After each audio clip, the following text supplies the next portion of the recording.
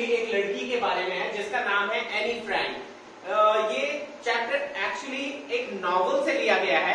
उस नॉवल का नाम जो है वो है any from the diary of Anne Frank करके एक नॉवल है, उसमें से ये एक एक्सट्रैक्ट लिया गया है गाइस। तो एक डायरी एक 2 पेज का एक्सट्रैक्ट लिया गया है जो कि हमारे 10th के सिलेबस में डाला हुआ है। तो इस चैप्टर में ऐसा क्या है कि ये एक्चुअली हमारे चैप्टर में डाला गया, तो उसके बारे में आई will be explaining it today. So guys, इसमें एक इंपॉर्टेंट क्वेश्चन भी हम ये कह सकते हैं कि ये इंपॉर्टेंट क्वेश्चन है, या फिर उसमें ये भी हम बता सकते हैं कि किस तरह से क्या इंपॉर्टेंट क्वेश्चन, क्या चैप्टर के पॉइंट ऑफ व्यू से क्या इंपॉर्टेंट क्वेश्चन पूछा जा सकता है। तो पहला तो क्वेश्चन यही है कि एनी फ्रैंक कौन है, एनी फ्रैंक कौन थी, राइट। तो क्वेश्चन बन सकता है describe any Franks character sketch, या फिर Anne Frank relation with her diary, या फिर एक बन सकता है क्वेश्चन कि किस तरह एनी फ्रैंक जो है अपनी डायरी पे ज्यादा विश्वास करती थी बजाय कि लोगों पे। सो हम इसका आंसर कैसे स्टार्ट करेंगे guys, I will be helping you with that. Anne Frank was born on 12 June 1929। Guys, Anne Frank का जन्म हुआ था 1929 में। कहां पे? फ्रैंकफर्ट जर्मनी में।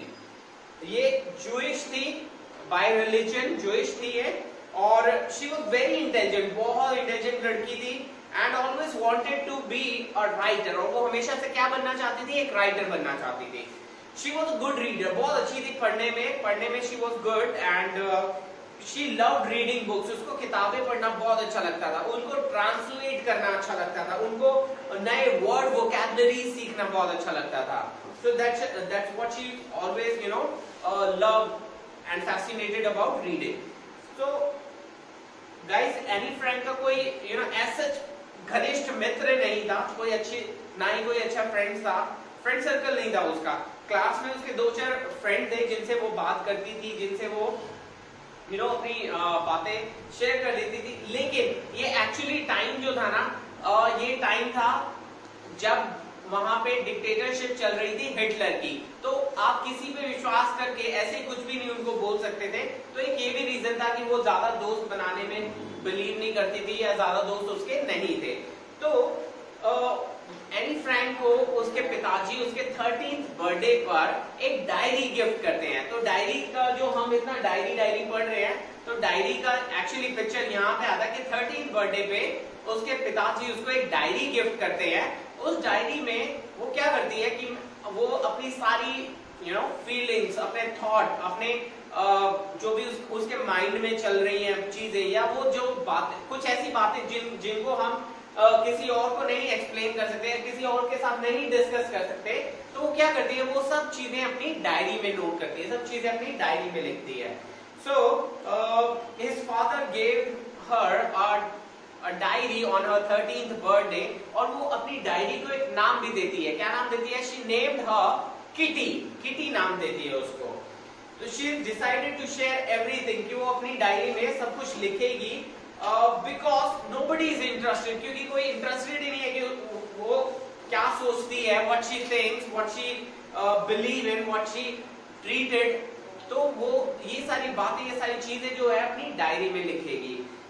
So she treated her diary as a best friend. वो अपनी डायरी को अपना बेस्ट फ्रेंड मानती है, अपनी डायरी को अपना बेस्ट फ्रेंड समझती है। So diary would keep her life as a secret. Diary जो है उसकी लाइफ को सीक्रेट रखेगा। क्यों?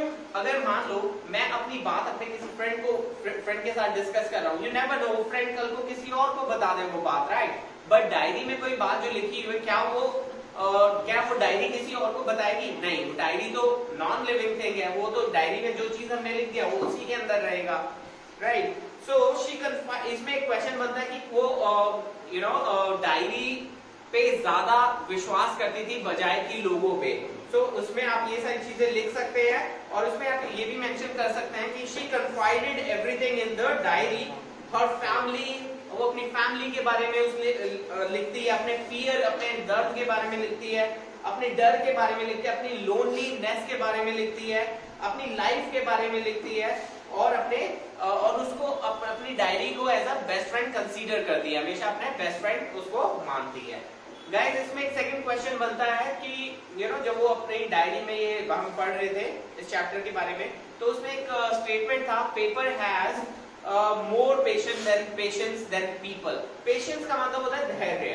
तो अगर ये एक इम्पोर्टेंट क्वेश्चन भी बनता है कि अगर पूछा जाए कि किस तरह पेपर में जो है मोर पेशेंस है बजाय कि लोगों में, तो आप इसमें क्या आंसर लिखेंगे? तो वो I will be explaining you that.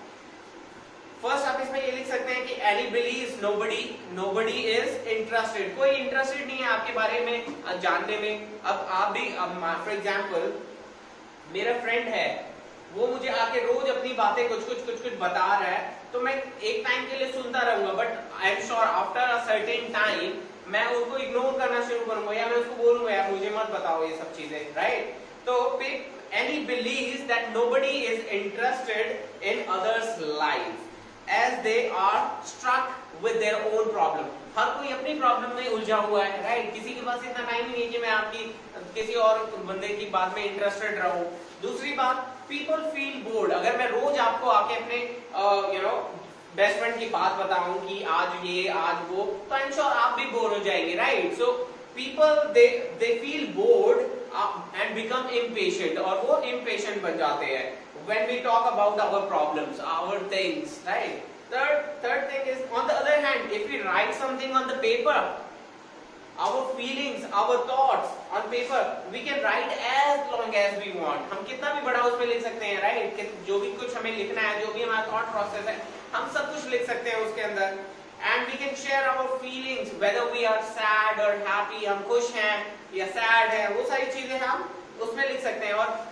और it behaves like a best friend. जो हमारी डायरी है वो हमारे लिए बेस्ट फ्रेंड की तरह बिहेव करेगी, right? And it keeps your secret, हमारे सीक्रेट्स डायरी में ही रहेंगे, right? So these are the things that you can put in your answer. आप ये सारी चीजें अपने आंसर में लिखिए, I am sure you will score good marks.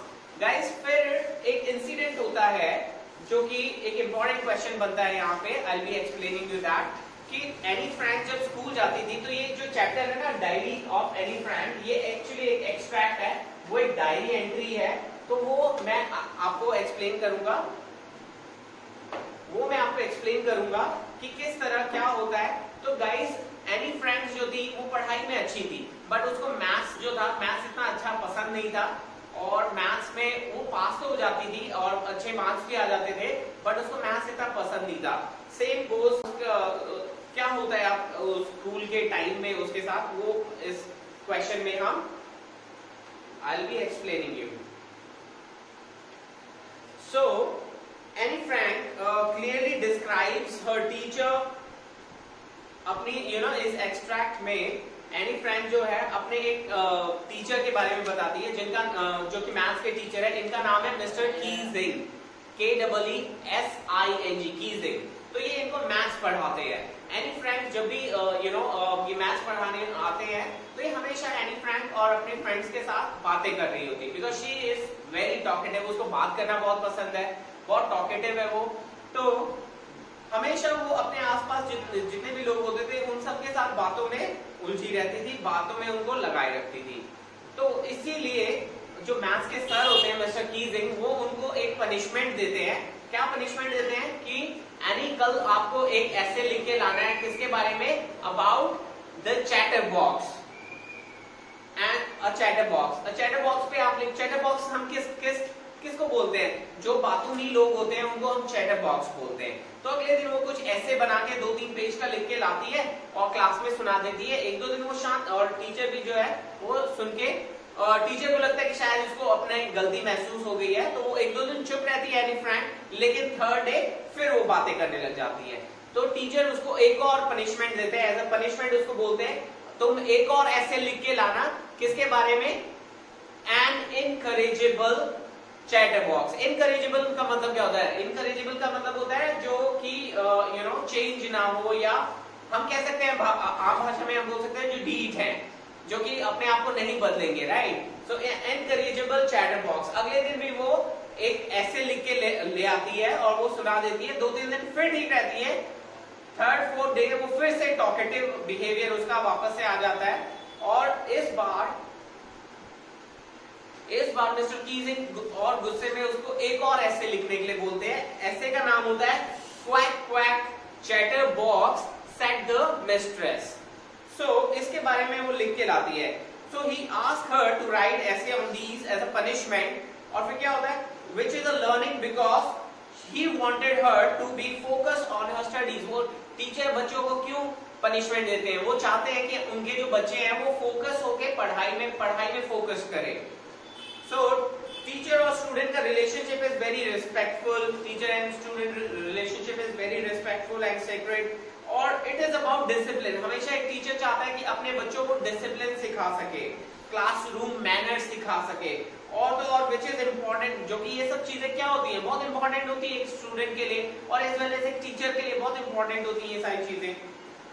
Any friend अगले दिन अपनी फ्रेंड की हेल्प से एक पोएम लिख के लाती है, जो कि ऐसे होती है कि देयर वाज अ स्वान, स्वान मतलब होता है बतख, एक मेल बतख है, और देयर इज अ डक, एक डक थी, उनके 3 डकलिंग्स थे, उनके 3 बच्चे थे, और बच्चे जो थे वो हमेशा quack quack quack quack quack quack करते थे, जिसकी वजह से जो स्वान है, जो बतख पिता बतख है, वो उनको इतना मारता है कि वो मारते मारते वो तीनों जो डकलिंग्स होते हैं वो मर जाते हैं। और ये पोएम सुन के मिस्टर कीजिंग बहुत ही हंसने लगते हैं, और ये पोएम जो है वो पूरे स्कूल में और टीचर्स को भी और क्लासेस में भी सुनवाते हैं। और जो मिस्टर कीजिंग होते हैं इस पनिशमेंट, इस छोटे से वाक्य को बहुत मजाक के वे में लेते हैं, ना कि ऑफेंस नहीं फील करते, ऑफेंड फील नहीं करते, क्योंकि कई बार होता है कि हम किसी को कुछ पनिशमेंट दे और वो कुछ और हमें सुनाने के संदर्भ से बताए तो हम गुस्सा हो जाते हैं, राइट। बट मिस्टर कीजिंग जो थे इसको एक ह्यूमरस वे में लेते हैं, हंसी मजाक के वे में लेते हैं, और ये सब चीजें आप इस चीज में ये एक्चुअली जो हमारा एक्सट्रैक्ट है, ये पूरे एक्सट्रैक्ट में यही चीज जो है बताई गई है। Sorry. So Mr Keesing and Anne Frank they both try on each other, एक दूसरे के साथ मजाक करना, और in humorous and healthy manner, humorous और हेल्दी मैनर में एक दूसरे के साथ मजाक करते हैं। This kind of relation helps in effective. अच्छा, अब टीचर या बच्चों आपस में क्यों मजाक होना जरूरी है? वो इसलिए जरूरी है कि ये एक हेल्दी रिलेशनशिप बिल्ड करता है, और इफेक्टिव तरीका, ये एक इफेक्टिव तरीका होता है पढ़ाने का, या एक टीचर के लिए तो पढ़ाने का, लेकिन बच्चे के लिए लर्निंग का एक इफेक्टिव तरीका होता है। तो गाइज आप इसमें ये सारी चीजें लिख सकते हैं, और एक इंपॉर्टेंट क्वेश्चन बन सकता है कि what was Mr Keesing's reaction, Mr Keesing का रिएक्शन कैसा था? तो आप उसमें क्या लिख सकते हैं? आप उसमें ये लिखेंगे Mr Keesing took the poem in a joke way, है ना, मजाक के तौर पे लिया उन्होंने, and then he understand the intention of any friend का जो इंटेंशन था वो समझते हैं, एक मस्ती मजाक में उन्होंने ये लिया। He allowed her, और उसको एनी फ्रेंड को अलाउ कर दिया कि आप कि वो आगे बात कर सकती है, और उसको और पनिशमेंट नहीं दी जाएगी। सो इस तरीके से मिस्टर कीजिंग का रिएक्शन था। और इसमें गाइस ये बहुत इंटरेस्टिंग चैप्टर है, आई एम श्योर कुछ ना कुछ इससे जरूर आता है हर बार पेपर में, तो आई रिक्वेस्ट यू, छोटा सा चैप्टर है, इसको जरूर पढ़िएगा, जरूर ये वीडियो देखिएगा। I hope it will make you understand about this chapter, and I hope you like this video. I thank you so much for all your support and help. Bye, take care.